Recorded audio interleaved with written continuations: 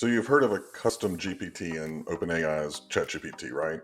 Those are cool. I use a ton of them, but I have recently fallen in love with Gemini's Gems, and that's what I want to show you today.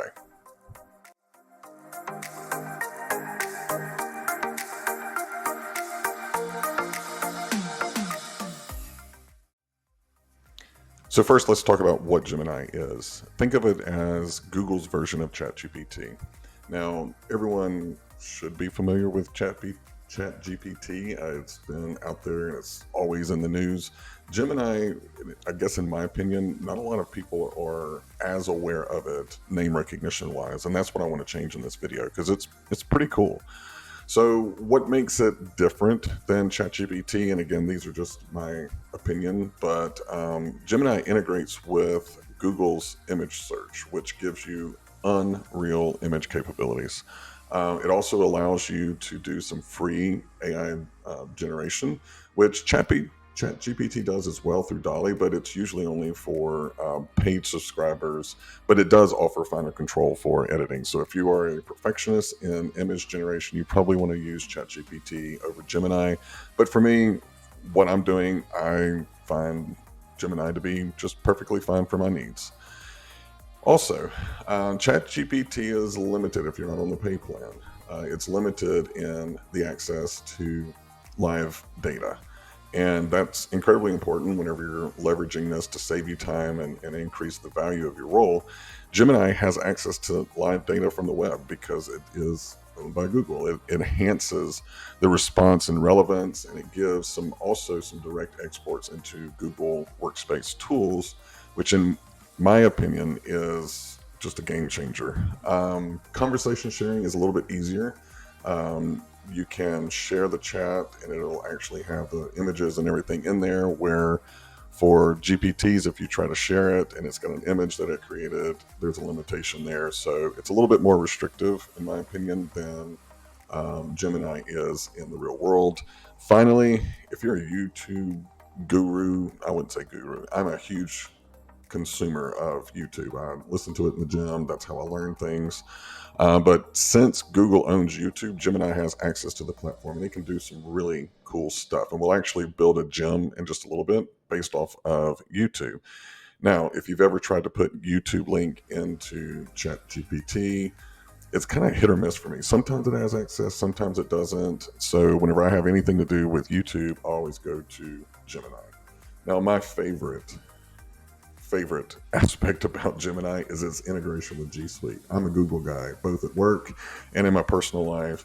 Unfortunately, we don't have it in my profession right now, but in my personal G Suite, I use it. And we're not going to get into all of the cool stuff it can do with Gmail and Gcal and your Google Slides and Google Sheets. That's a whole nother video. But whenever you're wanting to extract information out of your drive, you don't have to download the file and then upload it like you do in ChatGPT. It has direct access to it. So you just click on the drive, tell it what file you want to use, and you are good to go. It can also export things into your G Suite, which is pretty cool. But anyway, if you're interested in how it integrates on the G Suite platform, make sure that you subscribe because I will be doing a video about that. It's pretty mind-blowing, especially for anyone that uses Google Sheets a lot and just really gets confused about how to write the damn formulas. Gemini is going to be your best friend. So what is a gem? A gem is the custom GPT in Gemini. I have been using both. Now, I'm not favoring one or the other, although in this video it's going to sound like I'm favoring Gem. There are certain things that I'd use custom GPT for because I built it, it works, I trust it. Gem I'm still testing out, but just some overall really quick headliners as to why I'm leaning more towards gems is, in my opinion, they're easier to build. It's easier to write in my natural language to get the results that I want. I find that sometimes ChatGPT can be a little bit picky about how I program it. And there's always rewrites that I have to do and testing the logic and all that. The other really cool feature is that once I write it in my natural language, Gemini offers the option for you to click on the button and essentially Gemini will rewrite your instructions in a way that it can understand to improve the efficiency. And I think of it as like my little AI translator. Now, the output, in my opinion, again, Gemini results tend to be better. That might be because I'm able to use an AI translator to enhance the direction, so therefore I'm getting better output.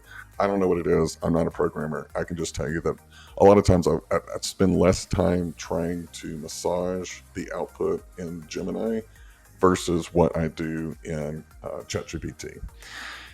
I've also already talked about the G Suite. As you can tell, I really, really like that. So I don't know why I put that twice, but it's there just to enhance the importance of why, in my opinion, Gemini is such an amazing tool. Now, the downside is, unlike GPTs, you cannot create a knowledge base at the moment, or at least I haven't figured out how. So when you're building a custom GPT, you can go in and upload your policy handbooks, any kind of large documentation, and basically tell the GPT to limit its knowledge to only the information that you uploaded, which is fantastic because you're not worried about that particular GPT going out and creating a new policy or pulling from another company's policy if you're creating a little chatbot. Right now, like I said, I haven't figured out how to do it. If you know how to do it, leave it in the comments. I'd love to learn from you. So let's play. Let's talk about how we're going to build a gem, because I know that a lot of people that I speak to in the human capital space, they're interested in AI, but they have this idea that you have to be a programmer, and I want to dispel that in this video. So we're going to do 3 different gems. The first one's going to be the YouTube Analyzer, because again, I watch a ton of videos, but I can never remember anything about them, or I'll remember the information, but I can't remember where it was or which video it was. We're going to solve that here. Also, want to give you a social media helper. There are times that I want to post something about maybe an article that I read or contribute to a conversation. My brain is just fried, but I want to remain relevant in the conversation. So I've got a little social media helper that helps create some content for me, at least get my brain going. So that way I have a base that I can go and recreate and rewrite in my own voice. And if you are a one-person L&D department like me, creating content is fun, but it is time-consuming and brain draining. So let's talk about how we can build an L&D specialist to help you with your needs. So I hope you're ready. We're going to flip over to Gemini, and we're going to start building out these gems. All right, so you're going to go to Google, type in Gemini. You'll see it'll be one of the first results. Of course, Google's going to rank Gemini higher because it owns it. But once you click on it, it'll take you to the basic platform. This is where you type in your questions. You'll get the responses. We're not going to spend any time on that. We want to go to our Gem Manager. It's here on the left. You can see that it's already got a couple that are pre-made by Google, and I've tested a couple of these out there. Pretty cool. So Career Guide, Brainstormer, I don't code, Learning Coach. But what we want to do is we want to create a new gem. You can already see I've got 4 that I use here. So let's go to New Gem. You're going to give it a name. Let's do the Learning and Development Specialist one first. Now, here is where you're going to give it the directions, and you're going to use your natural language. Tell it what you want it to do, how you want it to put the output, where is it going to get its information. So I've already built a basic one that I can just copy and paste here. We can go over it. I like to start by informing Google Gem, this is who I want you to be. So you are an expert instructional designer. It helps it almost take on that persona. So if I wanted it to analyze some kind of crazy physics formula, I would say you are a world-renowned physicist. It just helps, I find it just kind of helps it really kind of tailor the information the way that I want to. I give it a goal. You're going to help educators create engaging and effective learning experiences. You can also analyze various educational materials like research papers, transcripts, existing course materials. And then based off all of this, I want you to create a list of an outline of distinct module titles and relevant subtopics. Provide suggestions for slide content, including bullet points, maybe some ideas for visuals, some interactive elements, and you generate text that is suitable for a learning management system. All right.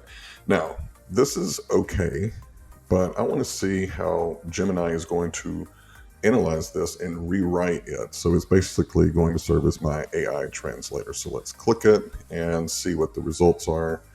Again, this is one of the things that I like about Google Gemini Gems versus ChatGPT. So you can see it's already added a lot. So it took what I had, it gave it some purpose and goals.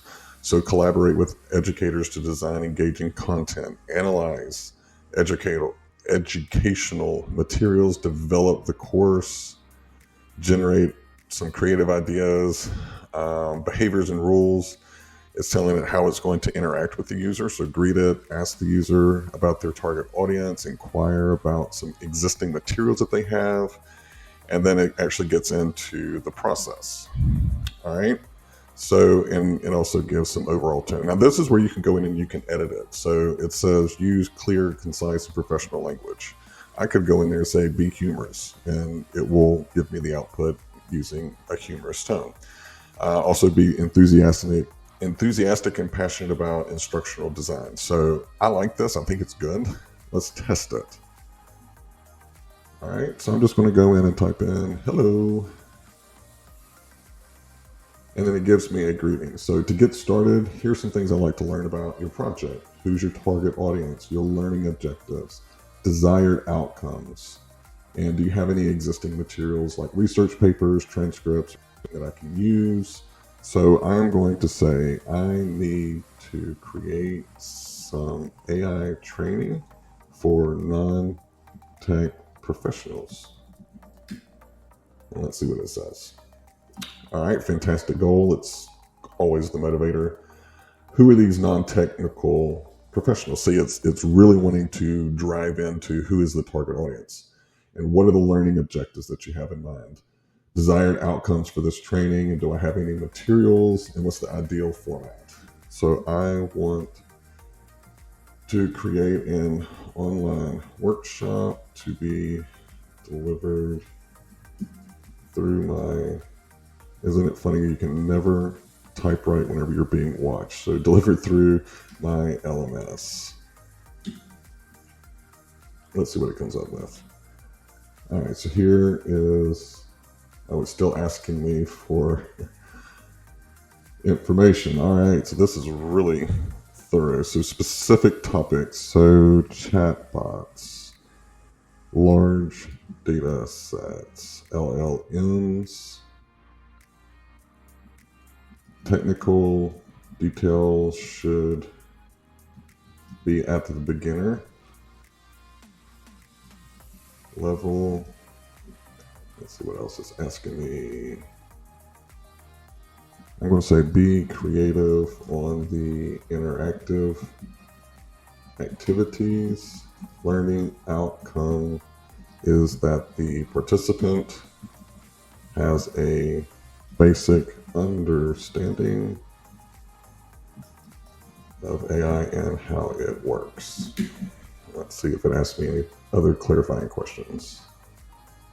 All right, so here's a preliminary outline. It gives me a title, Unlocking the AI Puzzle. Demystifying AI. I hate demystifying. It's so used so often. But here's some subtopics. It gives me the different modules, and that is a good way for me to kind of get started. Now I can actually go in and say, great, build out the full curriculum. I can never spell that word. Let's see what it gives me. All right. So welcome message, learning objectives, workshop structure. Here's the different slide content. It gives me some visual ideas. Interactive element for this one, a poll asking participants to identify AI applications. So this is all cool, and it's still going. So it is pretty intense there. Now, let's see. Great. Now, can you export to Google Slides for me? Let's see if it'll do it for me. Oh, can't do it. All right. Let's see. How about exporting to Google Doc?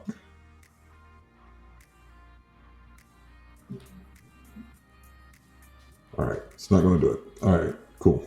All right, so that is our L&D specialist, and if you want, I will copy this and I will add it to the show notes so that way you've got the prompt and you can use it yourself. All right, so that is our L&D specialist.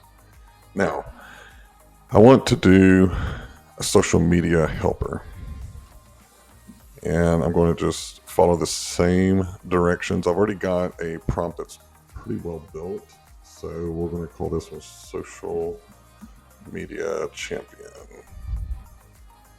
Select all, just get rid of this, and I'm going to paste. Now, what I did is, again, you're an expert copywriter and social media manager. First, you're going to ask, what do you want to post about?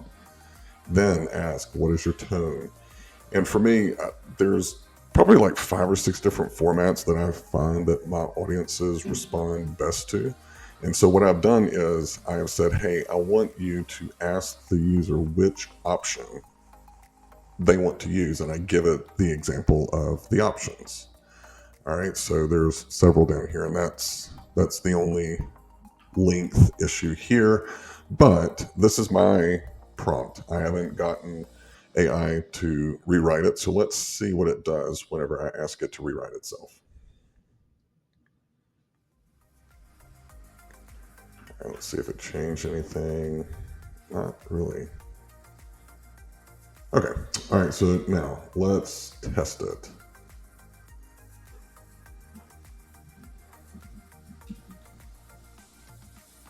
Social media. Tell me about the topic you want to post about. Important ways AI can help HR. Great. All right, so do you want to come across friendly, informative, quirky? I'm going to say controversial because you know that's my brand. So now it's going to give me which option do you want? The inquisitive approach, the storytelling, the trend setting, the bold challenger, or the motivational maverick, or the problem solver. I'm going to say option 4.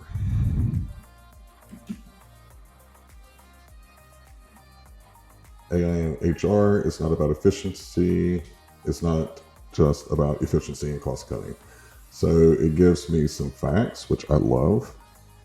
Like those companies who prioritize employee well-being and development, 15% are outliers. It gets into all kinds of different things. So I like this. I think this is cool. This is something that I could copy, and it even gives me some hashtags, which I like. Also, those were in the direction, so I'm not surprised. But this is what I use as a base. So I can go in and I actually make it my own, but it gives me a baseline of kind of a creative urge or a prompt, no pun intended. So I like this. I think it's cool. I'm going to save it, and then it'll show up in my little side channel here. All right. So now let's go, and I want to create another one. All right, so we have done the instructional designer, and we have done the social media helper. Now let's build that YouTube one that I like. All right, because I am forever watching all kinds of different YouTubes, and I can never remember exactly what video has what. So we'll just call it a YouTube helper. All right, so I'm going to do this one on the fly so we can see how the AI translator helps us enhance the prompt. So you are an expert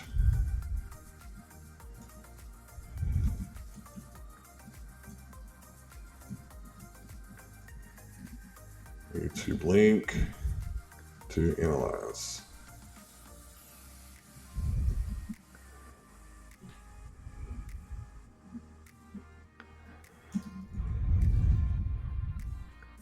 So this is where I'm going to tell it how I want it to structure the output. So your output will follow this structure. Channel name, URL, key topic.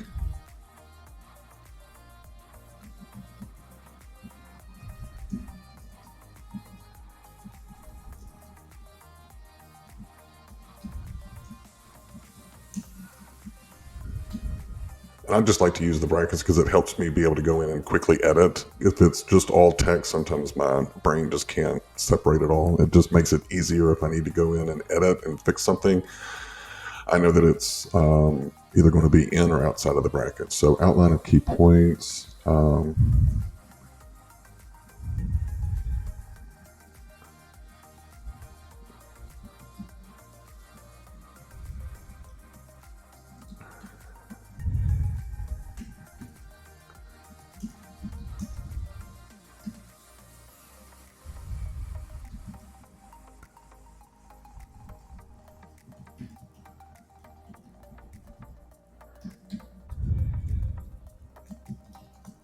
And then in the video recap, I want to say provide an outline with minute stamps.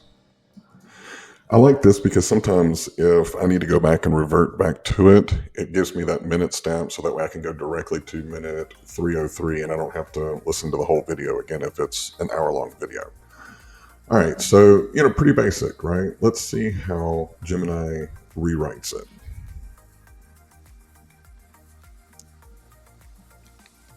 It's taking its time. Whoa, okay. All right, so it starts with the purpose and the goals.